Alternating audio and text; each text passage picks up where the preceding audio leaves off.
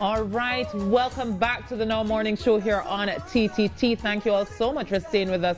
As promised, on Thursdays going forward, we're going to be delving into a new segment known as called Your Body and You, because we find that too many body parts are taboo.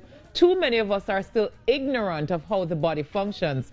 And of course, no surprise, we're starting with a gyne-oncologist today with over 20 years experience. Dr. Anthony Pottinger is in studio with us to talk about the vagina. Yes, we are talking about the vagina today. You know, the reproductive organ. You know, what is the purpose of it? Why is it that we get so tense and ticklish when we hear the word vagina? We're going to be delving into it all with Dr. Pottinger. Good morning to you, Doc. Welcome to the morning show. Good morning, Natalie, and thanks for inviting me. Yes, I'm happy to have you as my first guest, and I chose you because I know that you're one of the doctors. How long have you been practicing here in Trinidad and Tobago, by the way? 30 years. Oh, well. 30 plus. 30 plus years. Right, so the wealth of knowledge is definitely there. But, Doc, I don't know that I've ever heard a definition for the vagina. Is there one? The vagina is just a tube, a fibromuscular tube that everything you see on the outside is called the vulva. So the clitoris, labia minora, majora, the perineal body, all that we call that the vulva, and the mons pubis. Just inside what we call a vestibule is a tube which is called a vagina. The anterior aspect of the tube is about 3 inches and the posterior is around 4 inches. Anterior and posterior in relation to the cervix or the uterus. Yeah. So the vagina go like that, and then the uterus, attaches to it at the top. At the top here is the cervix, and then the body of the uterus called the corpus. So that is the corpus is that thing that shapes like that, like the womb, what we call the womb. Yeah. Yes. So the corpus literally mean the body, and the cervix mean the mouth of the womb. And then the tube that attached to from the cervix and connects to the vulva is the vagina. Oh. Now the vagina, it have only for purpose. It is a channel for the blood, menstrual blood, to leave the body. Is also the birth passage. The baby develop in the uterus, but after when the cervix, you're going to labor. This labor dilates the cervix, right. And then the womb contract, and it have to push the baby out through the vagina.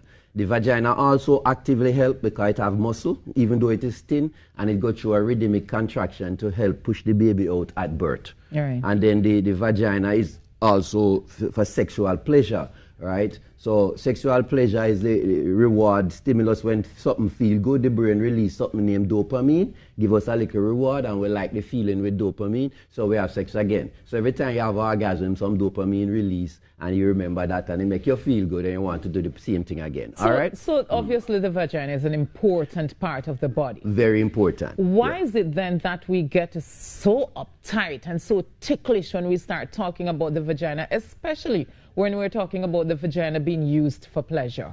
Well, probably it's because I think some of that come from religion and culture, and in order to make babies, you have to have sex, and some cultures and some religious believe almost like taboo sex, or sex outside a certain construct. Let's just say marriage, right? Yeah. So that is a problem. So like, for instance, if you want to think about Garden of Eden and apple and knowledge, or we shouldn't have all these tie-in with probably we shouldn't know about sex, we shouldn't know about nakedness, we shouldn't know about the penis and the vagina, and it tie up with that. So from your small now, it's like, and your parents always want to protect girls from, discovering the vagina and using the vagina probably too early or indiscriminately. And all of this just tie up with everything to cause the taboo of this little tube called the vagina. Right. Yeah. So let us talk about that, the whole idea of sex too early. Is there such a thing, and why?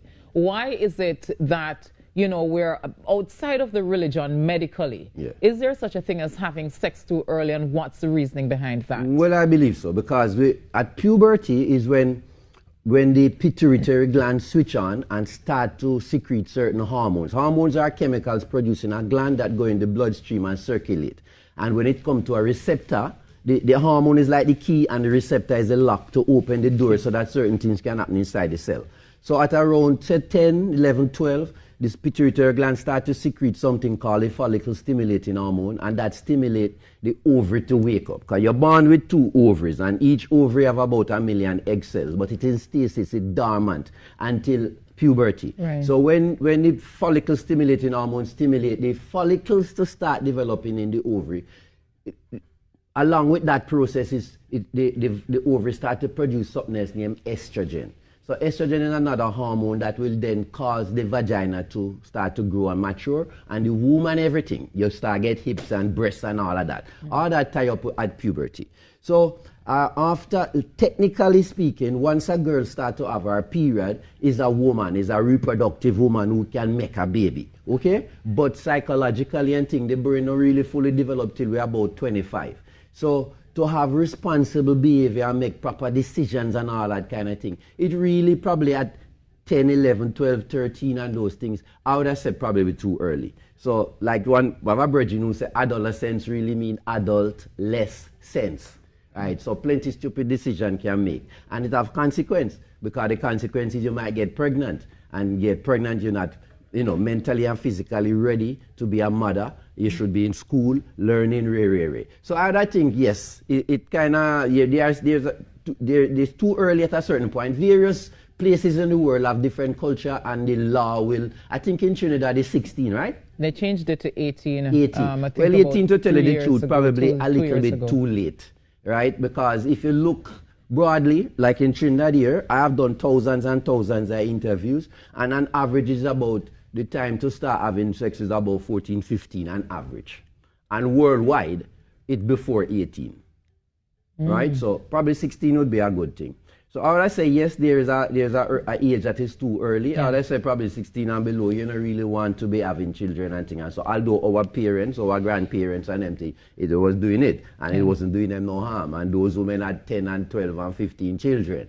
Yeah, right? but Doc, there's also, as you said, we look at consequences for sexual activity. Yeah. Outside of pregnancy, let's talk about infections and diseases and bacteria that come with exposure to sexual activity. And again, the stigma around when a woman especially, somehow it seems as if when a woman has an infection, it's somehow more disgusting, more annoying, more make people screech than when a man is infected. What's responsible for that? All right, cool. But probably because, with everything on the outside, you can easily wash with soap and that kind of thing. If there's an ulcer there, you can see the ulcer, different things.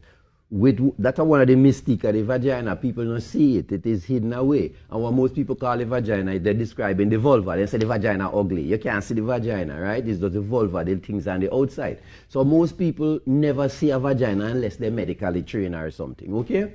So that's one more the thing with the mystique. Now, just like anywhere else, you can get infection. And infection can take any form. It can be in the form of bacteria. It can be in the form of viruses. It could be in the form of a protozoan like trichomonas. It could be in the form of a fungus like Candida albicans, which is very, very common, right? Now, certain things need to live in the vagina. So as a girl growing up, certain microorganisms would colonize the vagina, what we call the microbiome, and certain good bacteria live there. There's something called the dotaline bacillus, or just say lactobacilli, and they ferment like glycogen, and they produce enzymes that cause the fermentation of something called glycogen and produce something called lactic acid. And lactic acid keep the pH of the vagina low. Remember a pH scale from 0 to 18? The vagina normally around 3.8 to about 4.5 should be. Even up to 5, all right. But once you get in above 5, 5.5, and it coming closer to 7, neutral or alkaline, then you have other organisms that will flare up. So you need certain organisms to live there to produce lactic acid that keep the pH of the vagina low, and this will be a hostile environment for most other microorganisms we call pathogens. Pathogens are what cause disease. Things that live with us and not causing a disease like the dotaline bacillus, we call them commensals, and those are good. So you don't want to, rambling a little bit, but you don't want to be interfering with the vagina too much with the microbiome. So you're steaming it and putting all kind of things inside if it tighten it up. Or so these are not recommended? No, not good. Douching and to get rid of smell and to make it more lubricant, you can interfere with the microbiome. And if you interfere with the lactobacilli, getting your lactic acid and the pH can change towards neutral or alkaline. And every time the canal will start to grow. right? Yeah. Yeast start to grow, you start get itching, you get the curdy white discharge. It could, some people almost have like an allergic reaction. The vulva can start to swell up and things like that.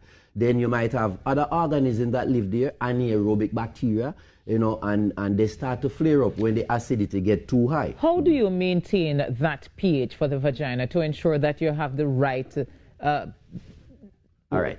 Just like what I just said, the right stop balance. putting things inside it. Stop steaming, stop douching, no put nothing inside if it change the smell and if it tighten it up and blah, blah, blah.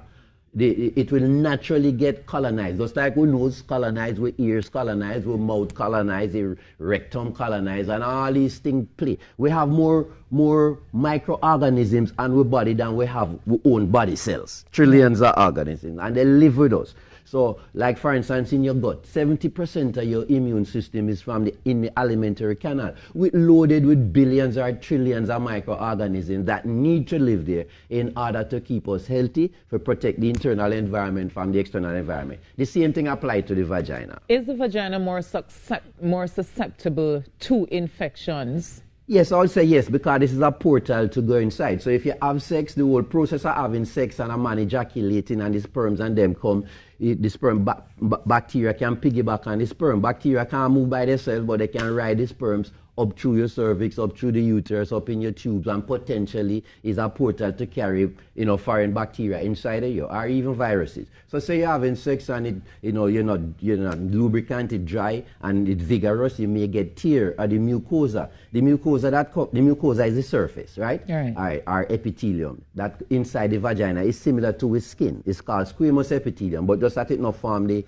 them say not keratinized, it not form the scale-like horny thing like outside here. But it's the same thing on the vagina and the outside of the cervix. So it's very hardy. You have squamous epithelium wherever you need for withstand trauma. And vigorous intercourse and thing is trauma. If you get tear, then anything that is bacteria, virus, whatever, have a portal now to get into your bloodstream. Say for instance HIV. Right? It's a bloodborne disease or body fluid. So you could get it from the semen, right? So a man ejaculate billions, millions of sperm cells that have the virus, and if you get tear, then it get portal into your bloodstream and could cause a problem. So it's important to make sure the vagina well lubricated, it not thin out with different things you're putting inside. As people grow older and the estrogen levels change, the vagina will naturally get thinner. Something we call atrophy, and it could be more easily torn and more susceptible to infection and things. But in a young woman, you don't need to be doing nothing to keep it clean or to make it stronger and to fight no infection and things. So y'all don't recommend women, I've heard some doctors tell people that they should clean inside the vagina. They should. No, that is not recommended. It's not necessary.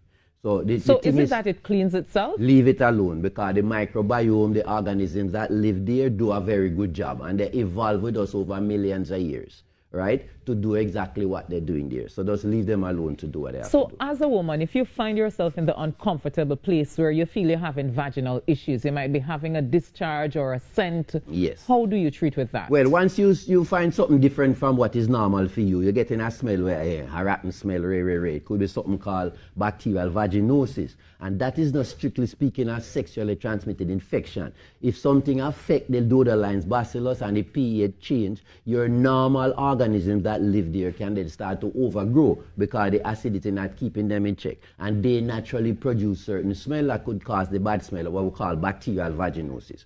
Now you could get something called Trichomonas vaginalis. That is a sexually transmitted thing that don't normally live there. So if it's there, it comes from sexual activity. It could be, you know, penis, it could be, you know, vibrator, or whatever you put inside it that have the microorganism called Trichomonas, then that give you a kind of fishy smell, and it can cause irritation or burning and things like that. If you're having anything like this, so you know your smell changed from a normal thing, you really probably should go to a doctor. You don't necessarily have to be a gynecologist. All GPs trained to deal with things like this. All right, so the commonest things is yeast, the bacterial vaginosis, and the Trichomonas vaginalis.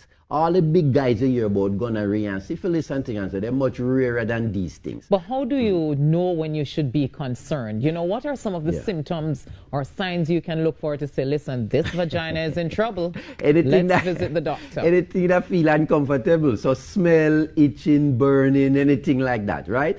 right, go and check it out. And most doctors will be able to deal with it because most of the time it's a simple little vaginal infection. We're very, very easy to get rid of. Right, and we can move a little bit from the vagina and talk about the cervix, because we talk about cervical cancer. We talk about all these cancers that we can get in the reproductive system. You know, so as a woman, what is it that you can do to ensure that you know what's happening with it? Is it just a pap smear, or are there other things that you can do to check to ensure that you're okay? So the cervical cancer, or cervical, some people call it all kind of different. Here I say cervical, is second only to breast cancer in killing women from cancers in Trinidad. So it's very important. Now, over about 60 years now, we have something called a pap smear, which is a simple test just to take some cells from the mouth of the womb, which is the cervix, either with a brush or a wooden spatula, or even like a cotton wool, but the brush is the best. And to put it onto a slide, spray it, fix it, and then send it off to a cytoscreener or a pathologist. And they will then stain it, what they call a Papa Nicolau stain, and look at the smear under the microscope at high magnification. And they're looking for features of cancer. So if we now know that cervical cancer is due to a viral infection. Human papilloma virus is over 100 of them. 30 of them infect the genitoanal region, and 14 of those could cause cancers. Doc, we are out of time, but how do you protect yourself from that HPV, from the human papilloma virus? Once you have sex, you will be exposed to HPV. You can't isolate yourself from it. The important thing is, by 3 years after becoming sexually active, every woman must start doing the pap smear. So if the first 2 or 3 annual ones, normally you do it every 3 years. Sometimes you see they say stop at 65. I don't encourage nobody to stop at 65 because I've dealt with people in their 80s and 90s with cervical cancer. Continue doing the pap smear every 3 to 5 years for the rest of your life. Now we have more than 2 vaccines, but 2 available in Trinidad that you could get vaccinated, preferably in adolescence. The ideal candidate is a boy or girl between 10 to around 12 to be vaccinated with the HPV vaccine. Usually, by that time, most of them not sexually active. So by the time they become sexually active, they have high levels of antibodies against the virus that will protect them. Yeah. All right, Doc, we are out of time, but I'm sure we'll continue the discussion another time. It's definitely too short. You yes. Listen, every guest has said that since they've been on this show. Guys, it's so much thing to talk about the cervix and cervical cancer. Yes. Yes. We will have a part two. And would ever get into anything like the sexual activity from the vagina, how important it is, the sensory nerve supply. And the big man kind of curry favor towards women. The head of my penis only have 4,000 sensory nerve. Your clitoris have 8,000 sensory nerve, and the anterior vaginal wall, what they call the G-spot, have 4,000 sensory nerve. So you give all your 12,000 and give us only 4,000. Right. I mean. All right. Dr. Anthony Pottinger, gynecologist, speaking with us about the vagina and just the taboo around, sexual activity and infections and all of that. But we will have a part 2 to this, I promise you. Dr. Pottinger, thank you so much. We have to take that break, and we'll be back with you. Good. You got it good, you got it good. She got it good, you got it good, you got it good.